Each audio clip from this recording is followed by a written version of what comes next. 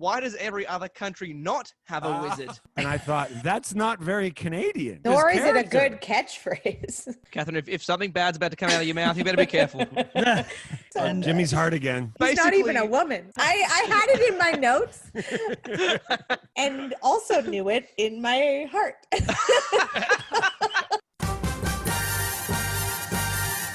Commonwealth, Commonwealth, the former empire, now Commonwealth. Is it relevant? Probably not, but why not give this part a shot? Stay tuned, here comes Uncommonwealth, the podcast.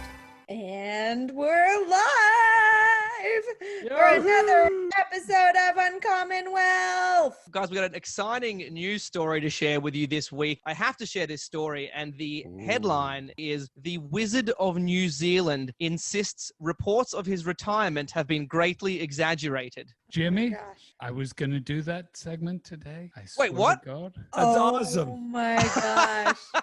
Really? I was saving it for the second Oh recording. no!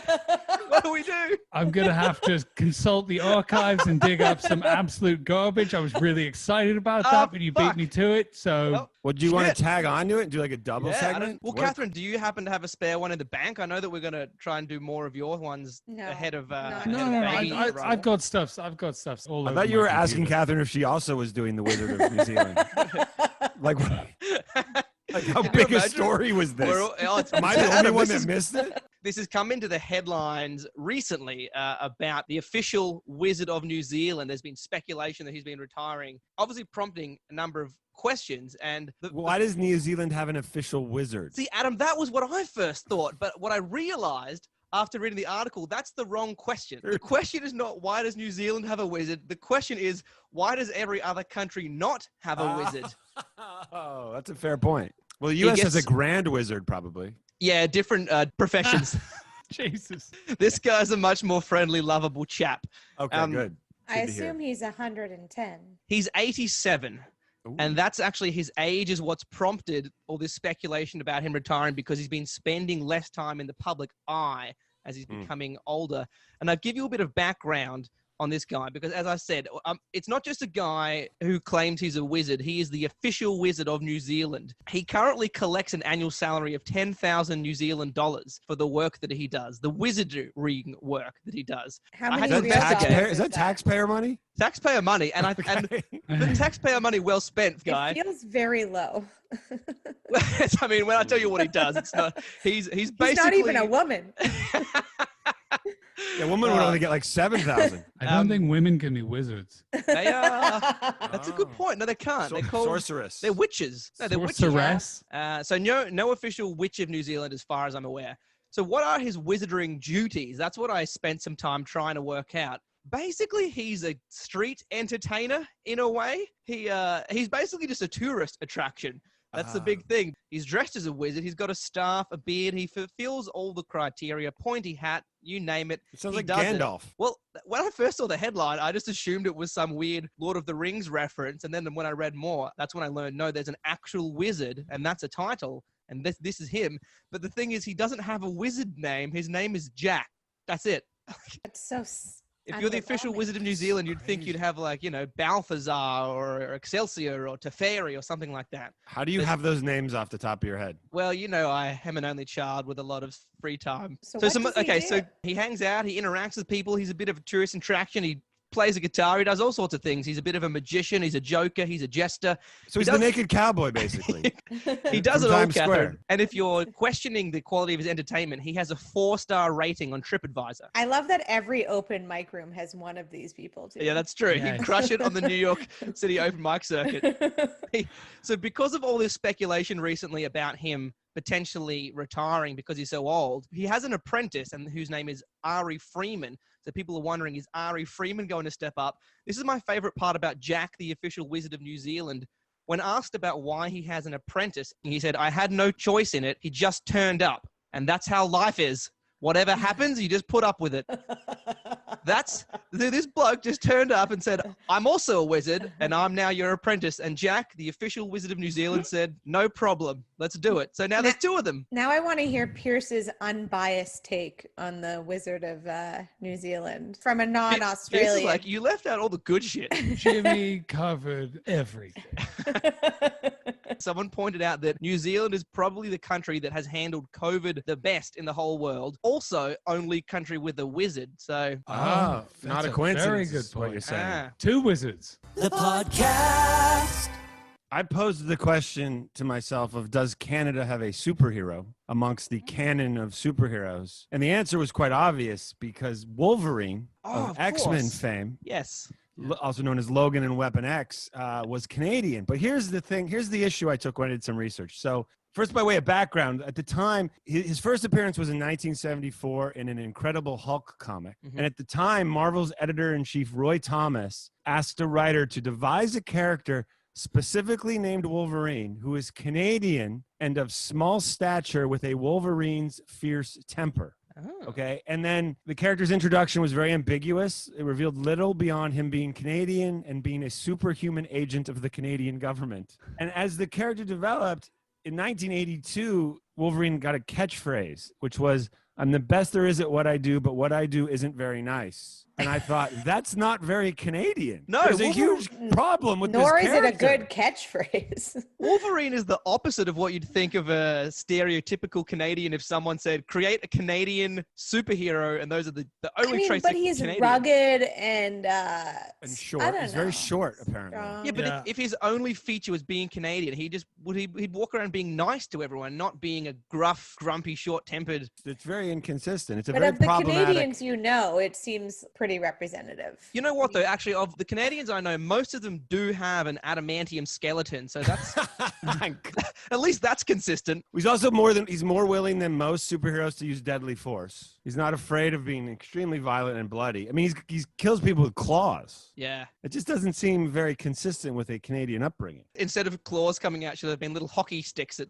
shot out of his hands. Or like Is that what you're suggesting? curling brooms? I don't know. He squirts people with maple syrup. But do you think like the average say American that enjoys the X-Men movies over the last decade, do you think they know that Hugh Jackman's Wolverine character is Canadian?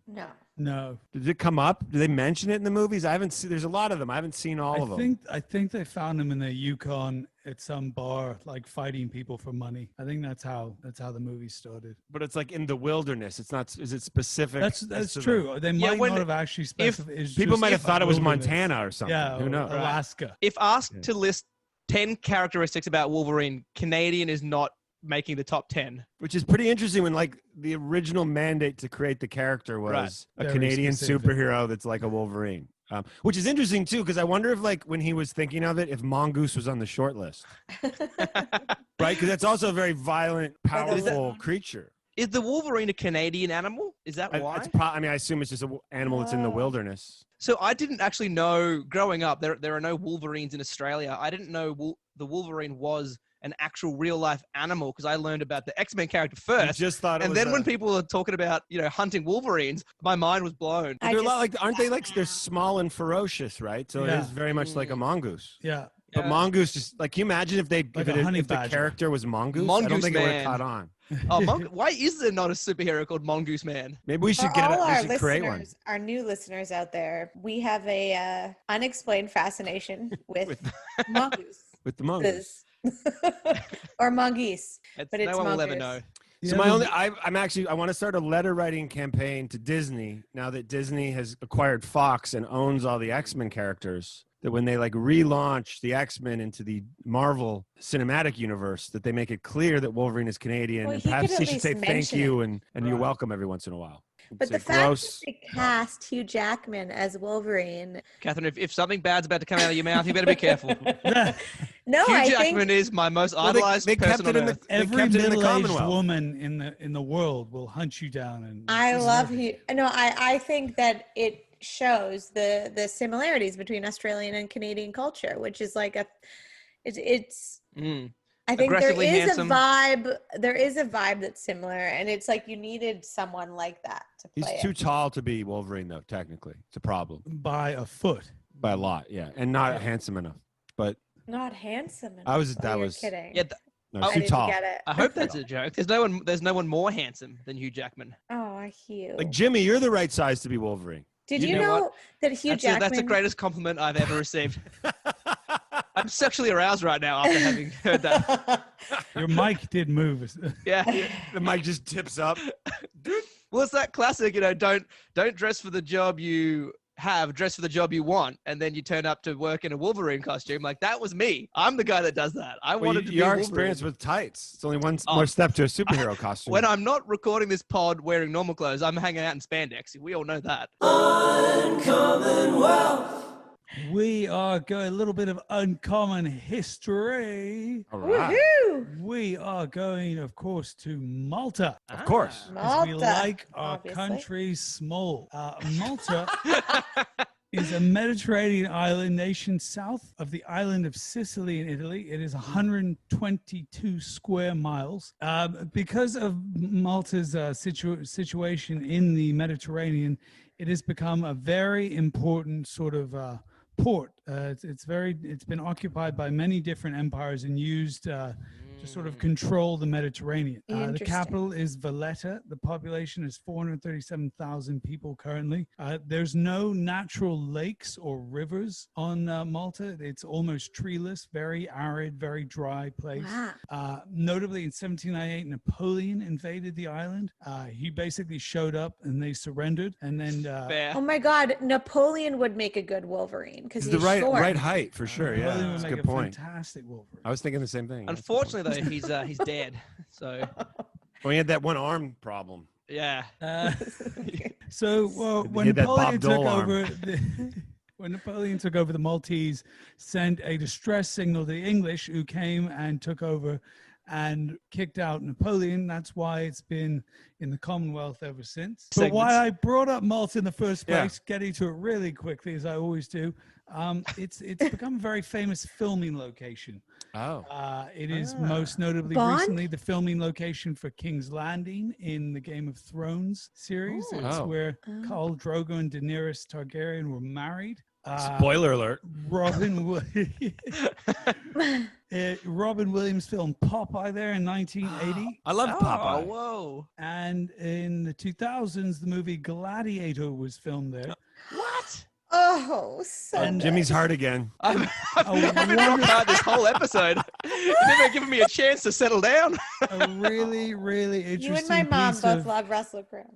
Oh, who doesn't love Russell Crowe? Come on. Well, it's hard now with how he looks. He had an auction. He's, at- he's really let himself go, and Love I is skin deep. Wow. when his wife left him. Anyway, awesome. shit. I Was should it that he sold the job? I'm gonna do a shotgun that. I'm gonna do that segment next week. That's my Okay. segment. No one touched that one. All right. I didn't know we had to call dibs now. All right. I dibs Hugh Jackman. I'm doing sub-prime minister next week.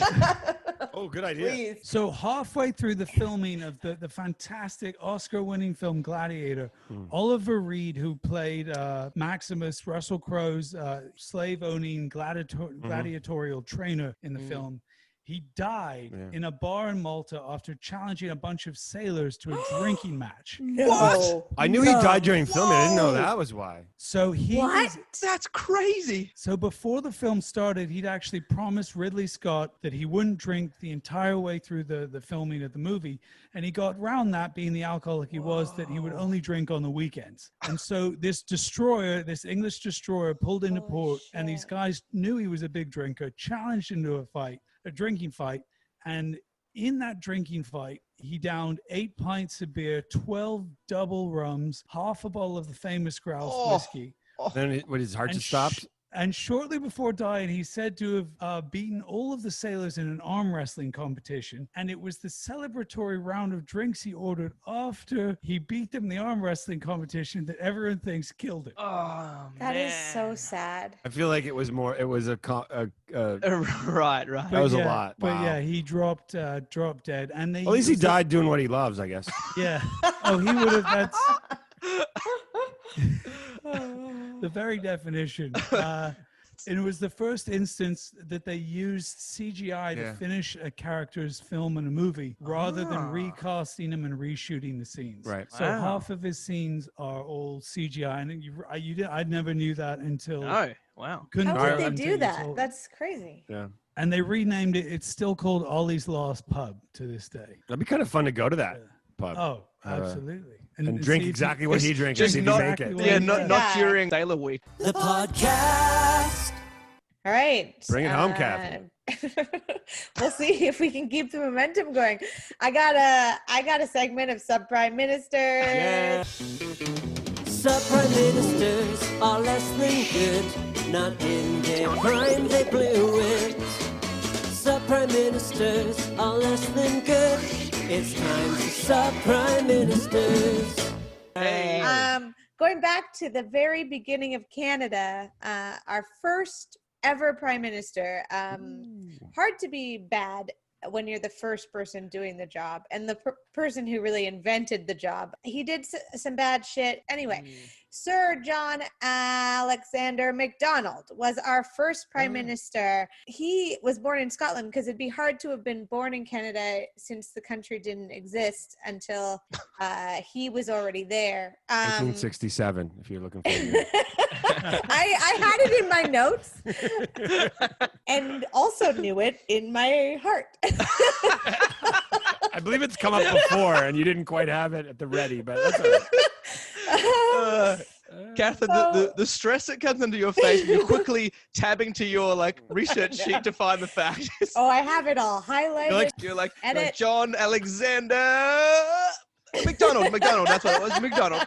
So he served in two separate terms. He served from 1867, when Canada became Canada, to 1873, and then took like a 5-year hiatus after he was voted out, and then came back in 1878 to 1891. So he was so that's a long time frame. I feel like that's far more common in the parliamentary system for a prime minister to be prime minister than not be prime minister again. In the U.S. system, it doesn't really happen. Well, I guess what happened is he actually had to resign because the public found out that his party was taking bribes from businessmen when they were all trying to seek the contract for the CPR, the Canadian Pacific Railway, which was his big project. So he was trying to build this railroad across the country, and he didn't really care about anything that was in his way, and did some horrible things to the indigenous populations that were